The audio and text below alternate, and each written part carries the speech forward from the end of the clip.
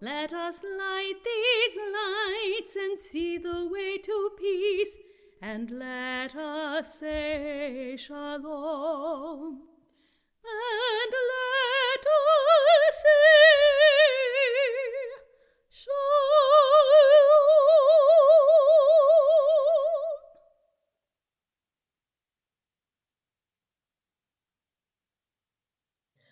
The world we experience is larger than our values. The sun rises and sets, the tide approaches and recedes indifferent to our needs and desires. The world we experience is also smaller than our values. We could imagine a much better world, a world where good behavior is always rewarded and bad behavior always receives justice. The natural world and the physical universe have tremendous power, but no ethics. In the end, we are the ones who give meaning to life. No one tradition, no one people owns the one true understanding of the human experience. As we mark Yom Kippur, the peak of the Jewish New Year, we know that we learn from our people and from many peoples. We support the needs, encourage the dreams of our people and many peoples. We share the human condition, finite, limited, challenging, and therefore all the more preciously beautiful. We all live in many identities, our individuality, our humanity, our gender, our generation, our Judaism. When we celebrate our deepest selves, we honor them all.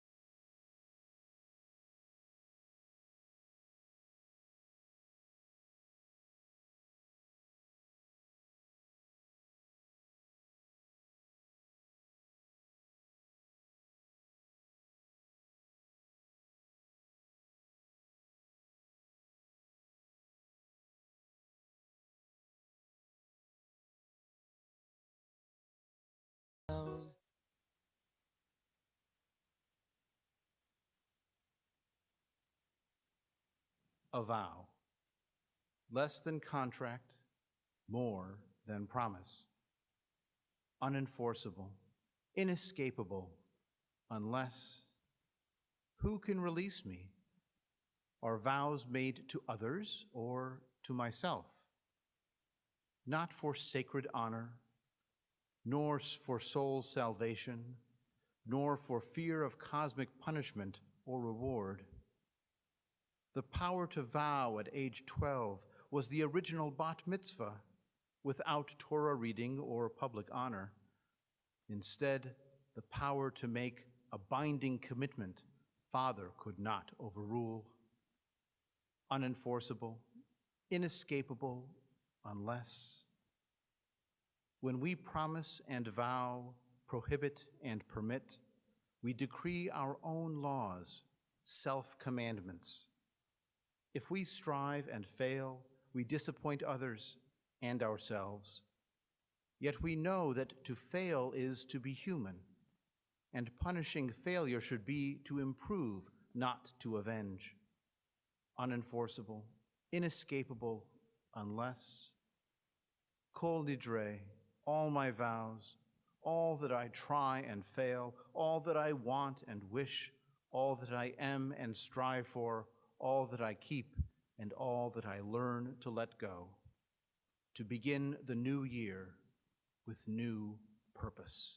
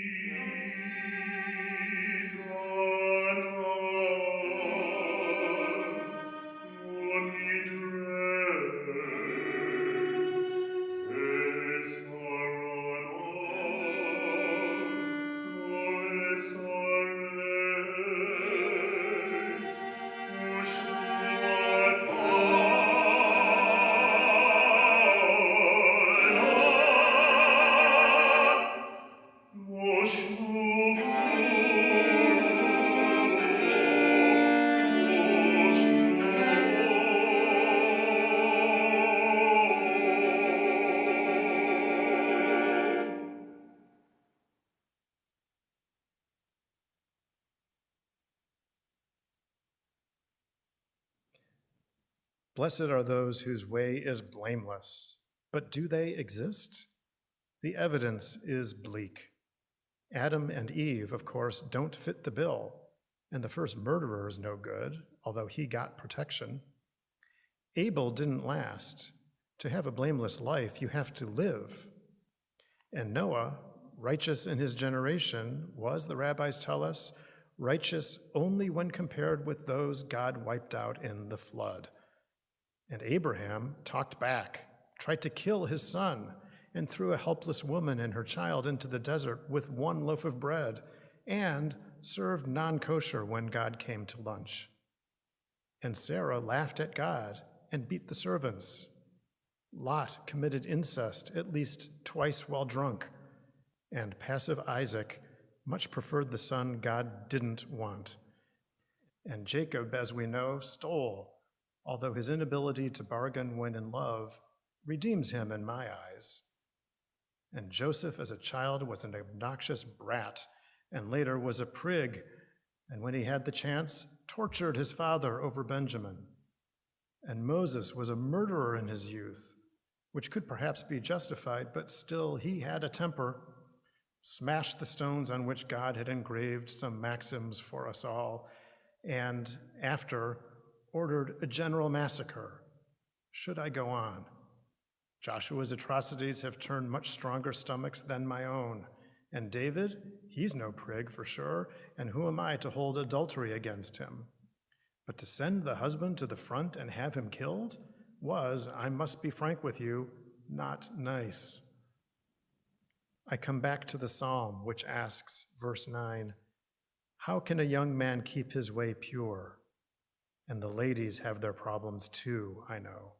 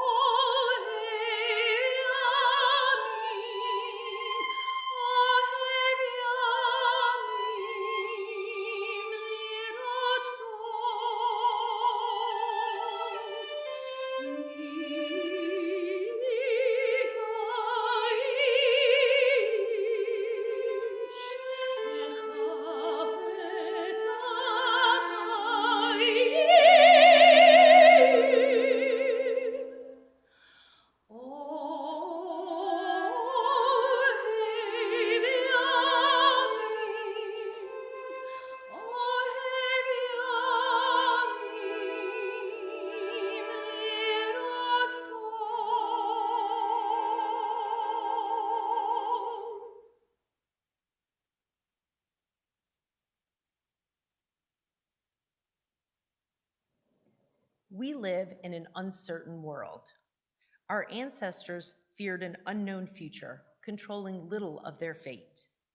They looked beyond this world, imagining that if they did not know what would happen, at least something did. Their high holidays were days of judgment. On Rosh Hashanah will be inscribed, and on Yom Kippur will be sealed. How many will pass from earth, and how many will be created? Who will live, and who will die? Who by water, and who by fire? And they prayed that repentance, prayer, and charity could avert the decree. We live with not knowing. If we are to be saved, we humans must do the saving. If we are to live, we must do the living. No one knows what the new year holds. If there is to be a better life, it is we who must address, who will rest and who will wander, who will live in harmony and who will be harried, who will enjoy tranquility and who will suffer, who will be degraded and who will be exalted. We live in the unknown, yet an unknown future is also our freedom.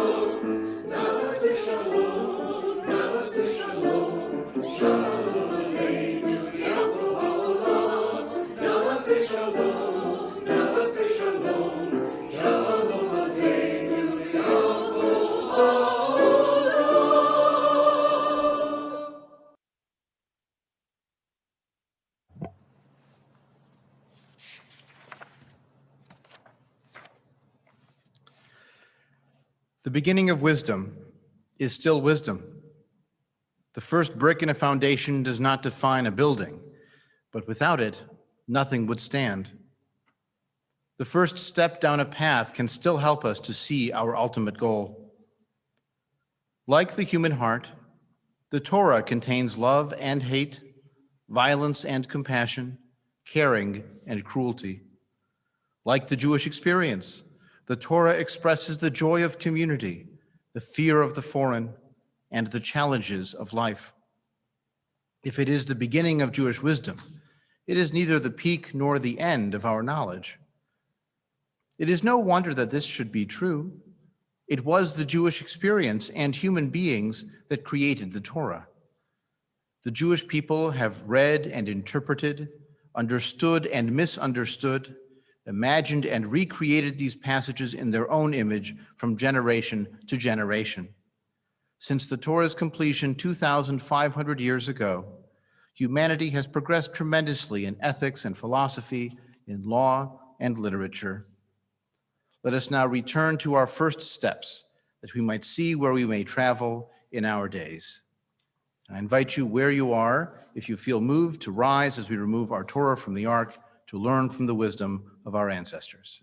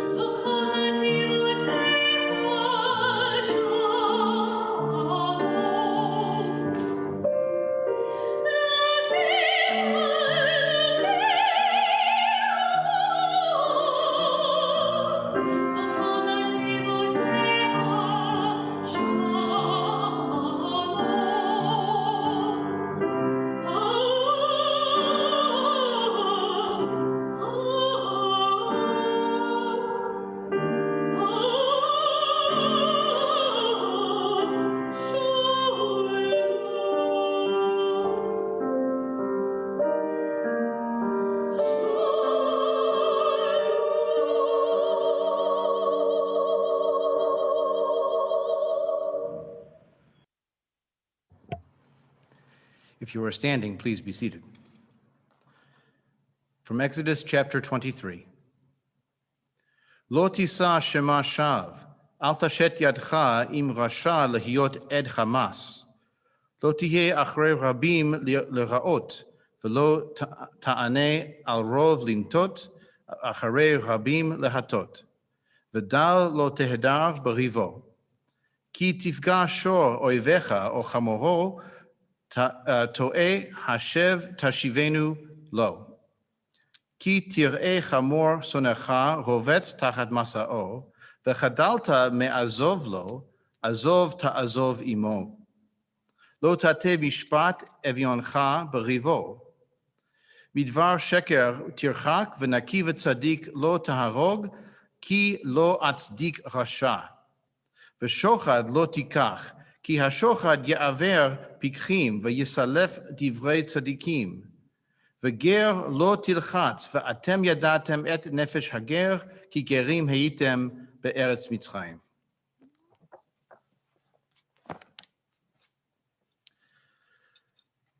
Do not spread a false report. Do not join your hand with the wicked to be a malicious witness. Do not follow a crowd to do evil. Do not testify in court to side with a multitude to pervert justice. You shall not favor a poor man in his cause. If you meet your enemy's ox or his donkey going astray, you shall surely bring it back to him again. If you see the donkey of one who hates you fallen down under its burden, do not leave it. You shall surely help him with it. Do not deny justice to your poor people in their lawsuits. Keep far from a false charge, and do not kill the innocent and righteous, for I will not justify the wicked. Take no bribe, for a bribe blinds those who have sight and perverts the words of the righteous. Do not oppress a stranger, for you know the spirit of a stranger, since you were strangers in the land of Egypt. Justice is hard work.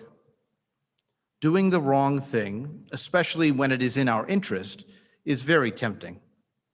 And peer pressure continues to be a strong force long after our teenage years.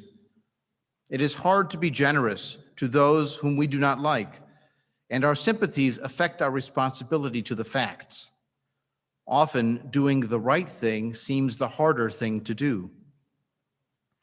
Think of modern parallels to these challenges. For example, your enemy's pack animal, the ancient world's version of a pickup truck, wanders away and you find it.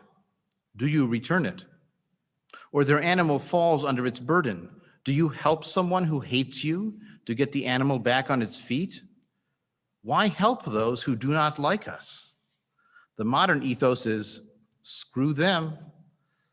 But I suggest we might help them because it is good for us, for our sense of ourselves, and because it is good for the kind of society in which we want to live. And who knows how far a positive gesture may go in healing the breach. The core of this passage in Exodus is its call for justice. Helping your enemy is a subset of the broader issue. And the key issues described here over 2,500 years ago are still challenges to criminal justice today. A malicious witness here in Hebrew is an ed Hamas, literally a violent witness. Do not follow a crowd to do evil or pervert justice. Do not favor a poor person, but also do not deny them justice. Do not take a bribe or kill the innocent or oppress those different from you. Some modern parallels. Malicious witness, calling the police on Black people being people in parks, in Starbucks, or sleeping in their own university common room, which took place at my alma mater, Yale University, no less. Following a crowd to do evil, a code of silence where the neutral protect the wicked and never admit any wrongdoing. Taking bribes, a program called civil asset forfeiture that confiscates money and property from the less fortunate and dares them to sue to get it back. By the way, fixing this issue has support from conservatives and libertarians and the ACLU. As for killing the innocent and oppressing the stranger, well, We've been talking about that for months or years or decades, depending on who the we is. Justice is hard to do because the opposite of all these pronouncements sounds so much easier. Follow a crowd to do evil. Side with the multitude, even if it perverts justice. Keep your enemy's property if you find it, and laugh at him when he's down. Take any advantage you can, and do not care about anybody else. Easier, yes. But who would want to live with people like that, in communities like that, in a world like that? Not I, and probably not you. So we choose the hard road of ethics and justice and generosity and honesty and righteousness. And when you put it that way, it doesn't sound that hard after all. Again, I invite you to rise as we return our Torah scroll to the Ark.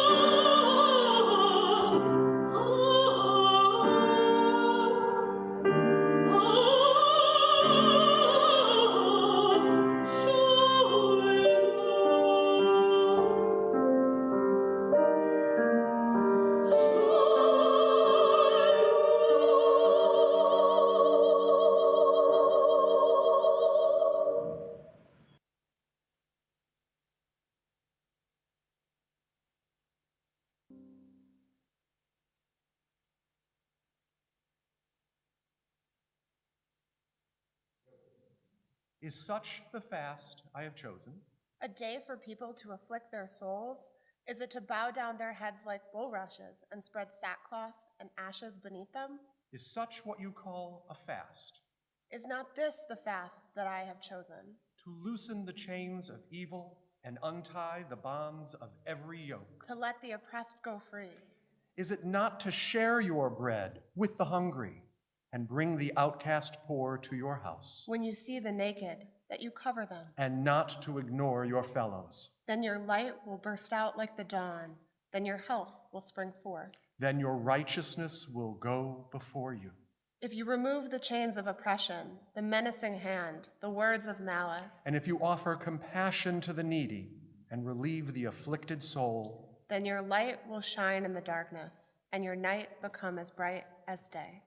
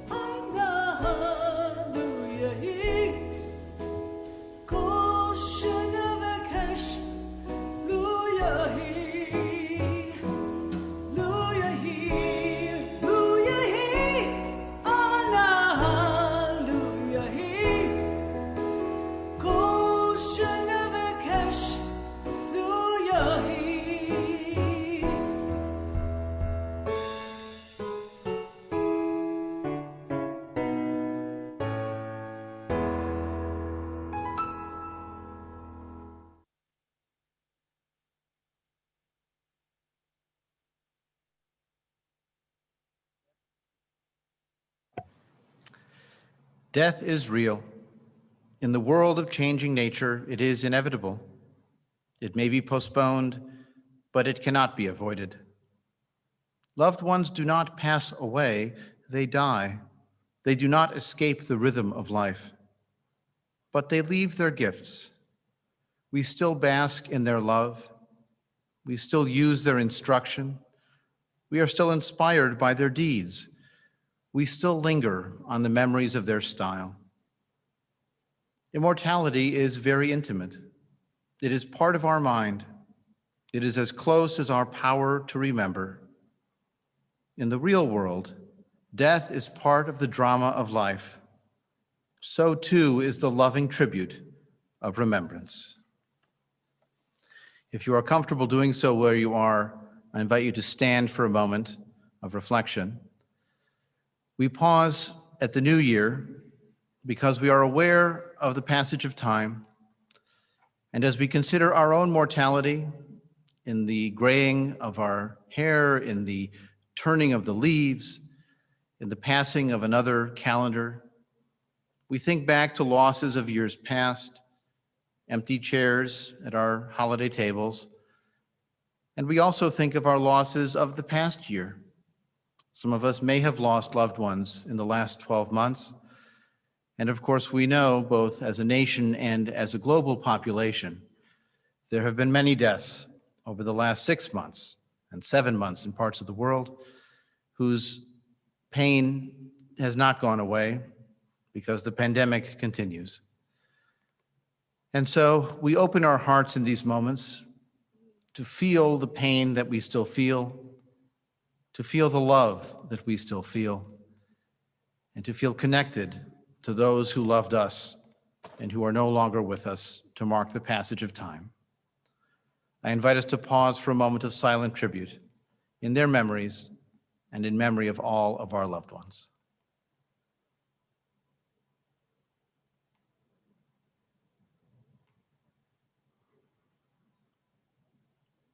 In the Hebrew Bible, in the book of Proverbs, we read, Zecher Tzadik Libracha, the memory of a good person is a blessing to us. And so now I invite you to return to your seats as we hear a song of love.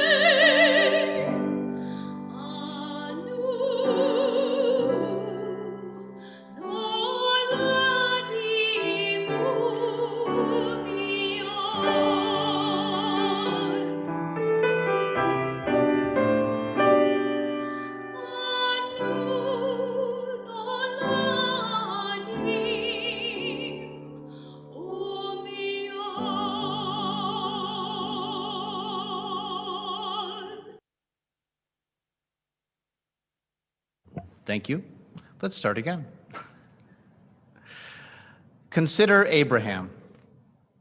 Abraham is told that the city of Sodom will be destroyed for its wickedness. Abraham bargains to save the city, and his opening remarks echo even today.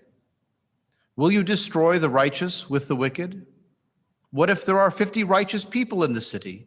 You would then wipe out the place and not forgive it for the sake of the righteous 50? Far be it from you to do such a thing, to bring death upon the innocent as well as the guilty, so that innocent and guilty fare alike. Far be it from you. Shall not the judge of all the earth do justice? The judge should do justice. Innocent and guilty should not fare alike. This is the essential challenge of any legal system. Once you make laws, their equal and impartial enforcement is a key to justice.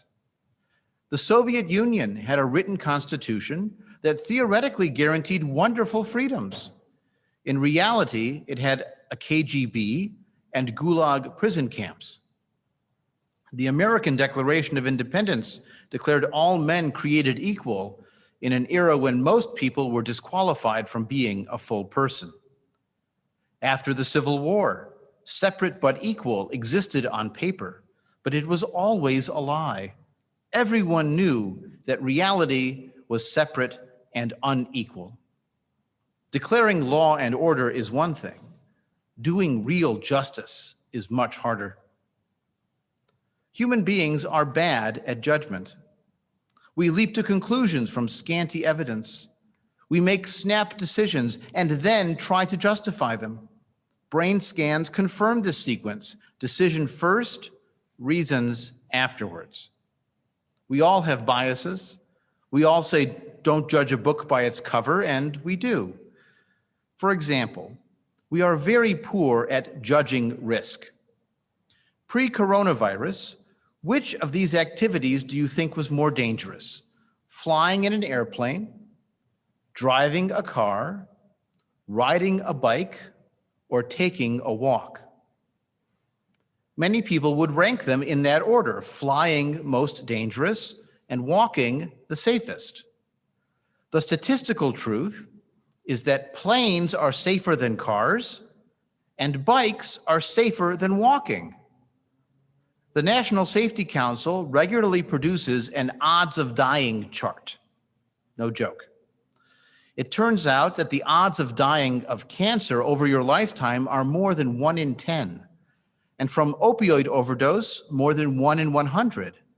Both are more common than dying in car crashes. As a pedestrian, odds are 1 in 500. As a cyclist, 1 in 4,000. And you are more likely to die of sunstroke, insect stings, dog attacks, or lightning than you are to die in a plane crash. Those are the facts. Do facts change our judgment? Now consider issues like social distancing, wearing masks, wiping down groceries and mail, eating outside, visiting friends and family, and so much more. Some may be too cavalier, and some may be more cautious than science truly warrants. In this empty sanctuary, speaking to an online congregation, I know that saving life is paramount. In fact, in the videos that we shot of our readers, we left the empty chairs viewable on purpose. And yet, living life is important too.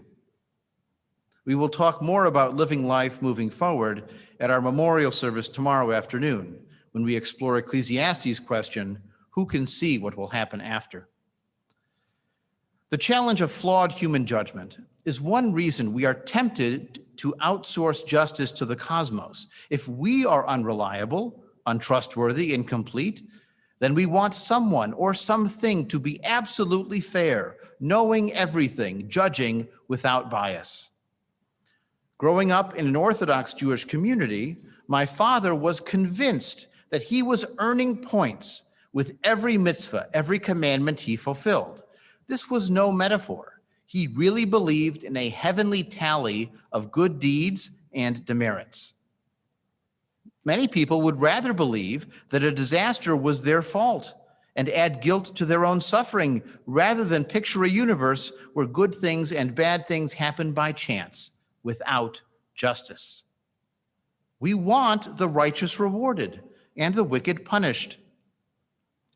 Yom Kippur is also called Yom Hadin, the Day of Judgment, when it was believed that a book of life of who will live and who will die is written and sealed for the year. This way, when someone died that year, everyone knew it was justice, and they could say, Baruch Dayan Ha'emet, blessed is the true judge. On this Yom Kippur date, over the centuries, Jews sacrificed and fasted and prayed and atoned because they believed in a just God. They believed they had failed, and they believed that they would justly suffer and even die for an unatoned sin. This is the start of Abraham's challenge, believing in a judge of all the earth, and then challenging that judge to do justice. It is chutzpah to challenge the judge to do justice. There is a long Jewish tradition of challenging God from Abraham forward. Here is one other example. 3 months before Yom Kippur, a rabbi goes to his tailor and asks the tailor to make him a new pair of pants for the holiday. And he checks back in every few weeks, and the tailor says, it's not quite done, it's not quite ready yet. As it comes to Rosh Hashanah time, the rabbi is getting very nervous because it's only 10 days, and finally, 3 days before Yom Kippur, the tailor says, they are ready, the pants are done. And so the rabbi goes into the tailor, he has a fitting, and everything fits wonderfully. But the rabbi is still a little annoyed at the tailor, and so he grumbles to the tailor, it only took God 6 days to make the whole world. And the tailor responds, yes, but look at how the world works. And then look at this pair of pants. Challenging cosmic justice is an important step toward humanism. For us, assuming the universe works by our moral calculus is chutzpah. As far as we know, based on our experience, the only power working for our justice is just us. And if that deep desire for justice is part of being human, if individuals and communities need real justice to survive and to thrive, then we have to work for it. That's humanism. Our question from Rosh Hashanah echoes again. Am I my brother's keeper? We know that it is not really justice if it is for just us, our group, those we like or identify with. This is why the idealized statue of justice is blindfolded. As we heard tonight in our Torah reading, Exodus 23 expresses exactly this kind of sentiment. But of course, there are other Torah laws that accept slavery, even treating the slavery of Israelites different from the slavery of other peoples. Israelites may be freed every 7 years, but not them, just us. A man may suspect his wife of adultery and require her to undergo a ritual that could make her a curse among her people. There is no parallel process for a man committing adultery and no compensation for a false accusation. Post-biblical Judaism was very legalistic, but before modern times, women were not accepted as rabbis or judges.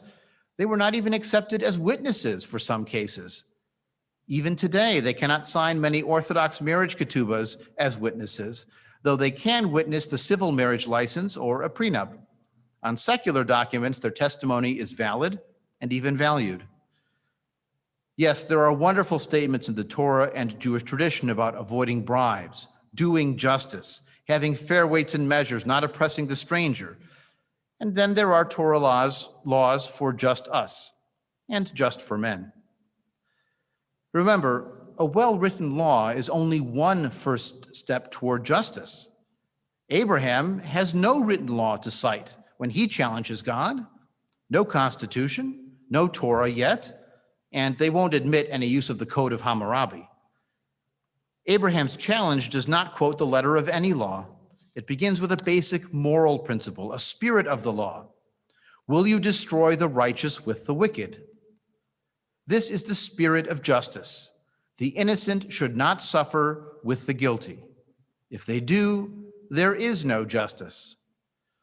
For many of us, the injustice of earthquakes and holocausts and plagues that kill indiscriminately is why we do not believe in a benevolent world or a just personal God. If the righteous are indeed destroyed with the wicked, then any cosmic judge there may be is not doing justice and does not deserve our petition or our praise. What about judges in our world? Judges and juries we designate to decide who by prison and who by community service, who by fine and who by plea deal, who is guilty and who not guilty. Human justice is not blind. From policing priorities of which cars to stop in which neighborhoods, to what charges are filed, to what plea deals are offered, to the sentence. Human justice has not been blind because humans are not blind. Our biases affect our judgment, as study after study has shown, both in theory and in the real world. When it comes to human justice, however, we draw the opposite conclusion from the cosmos. No cosmic justice seen means no cosmic justice possible. But human justice failed does not mean it cannot be done.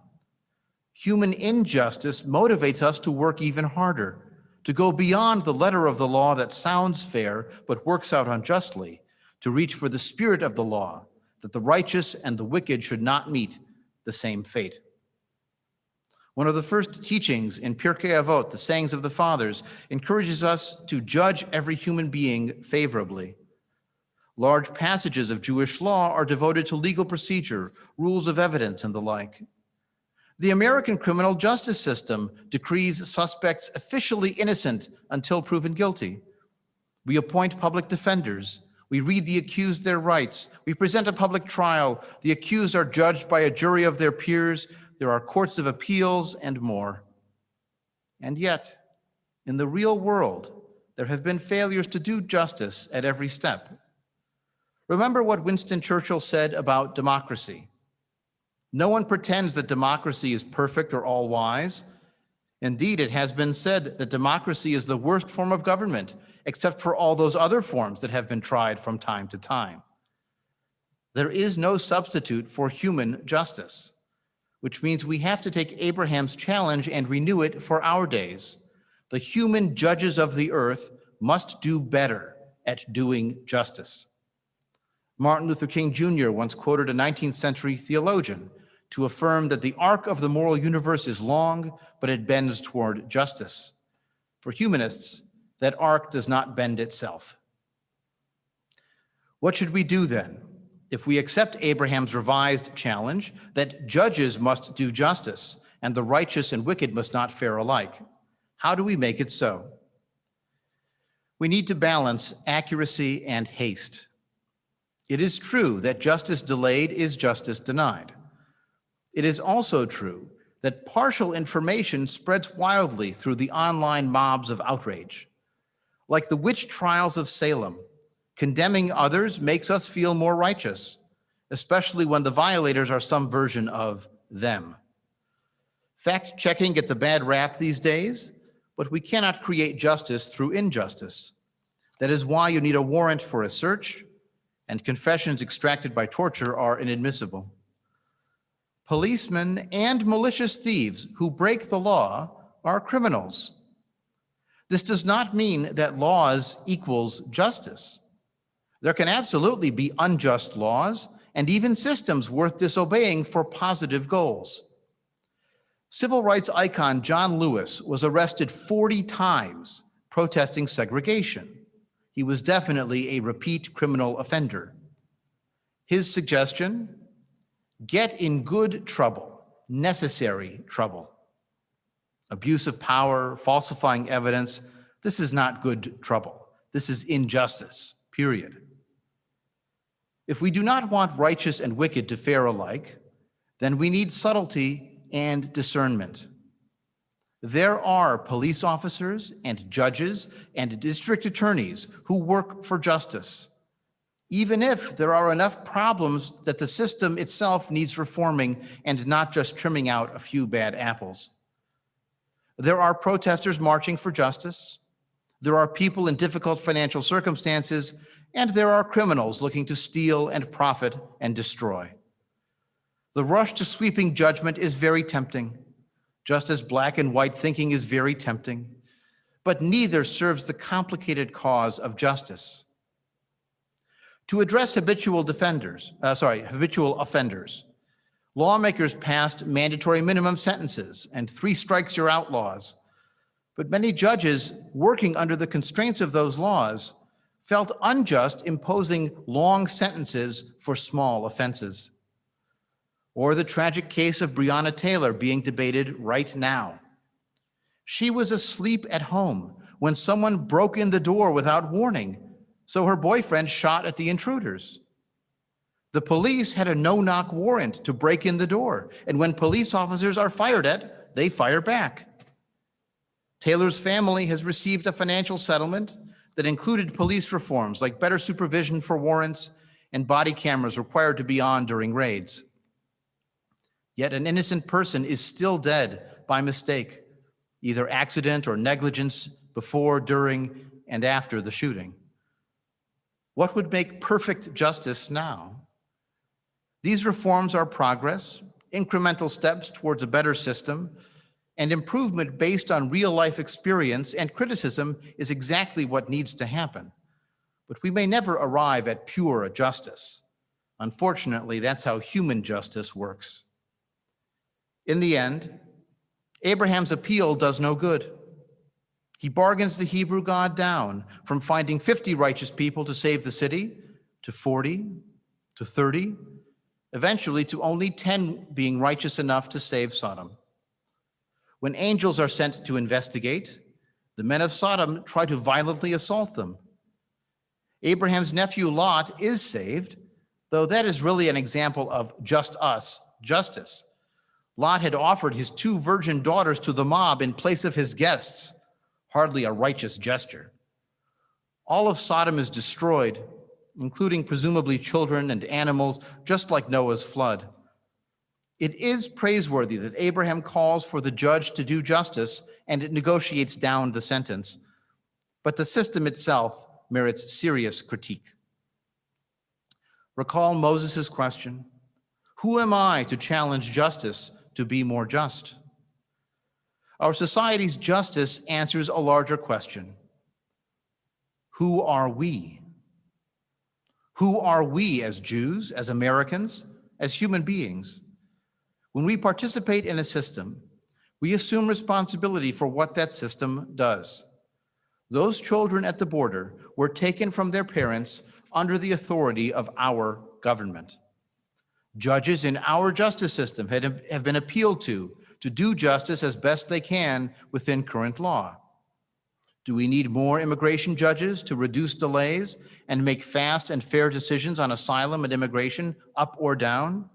Absolutely. And sometimes real justice means rewriting the laws. Thousands of Israelis protesting government corruption and wrongdoing in the streets are just as Israeli as the thousands who voted the other way 3 times in 12 months. Shall we treat the righteous like the wicked and boycott them all? I will not. If there are laws, there will be criminals. If there are people, there will be some who are dangerous to others and who should face consequences for their actions. Almost 2,000 years ago, rabbis debated how harsh justice should be. A Sanhedrin, a rabbinic court that executes once in 7 years, is called murderous. Rabbi Eliezer says, once in 70 years. Rabbi Tarfon and Rabbi Akiva say, had we been members of a Sanhedrin, no person would ever be put to death. Rabban Shimon ben Gamliel remarked, they would also multiply murderers in Israel. How harsh is too harsh? What is the proper sentence for a given crime committed by a particular criminal? All of this is up for debate, but equal application of the law, blind justice, as blind as we can make it, righteous and wicked not facing the same fate, judges and the justice system doing real justice. These are non-negotiable if we want to look ourselves in the mirror and honestly say that we have pursued justice. Sodom is destroyed with heavenly fire, and Lot's wife, who dares to look back, is turned into salt. On one level, this narrative is an origin story for the desolation of the Dead Sea Valley and its high salinity. Like the best of stories, it touches us on many levels. Can we, at long last, meet that challenge? Can we satisfy that deeply rooted human desire for equal treatment under shared law? Can our judges and our justice here on earth truly be just? Far be it from us to give up now. Let us save this place, our home, our nation, our community, for the sake of the righteous and for the sake of righteousness. After all, The Hebrew word tzedek means both righteousness and justice. As it says in Deuteronomy 16, tzedek, tzedek tirdof, justice, righteousness you will pursue. It does not say reach, it says pursue. So yalla, let's get going.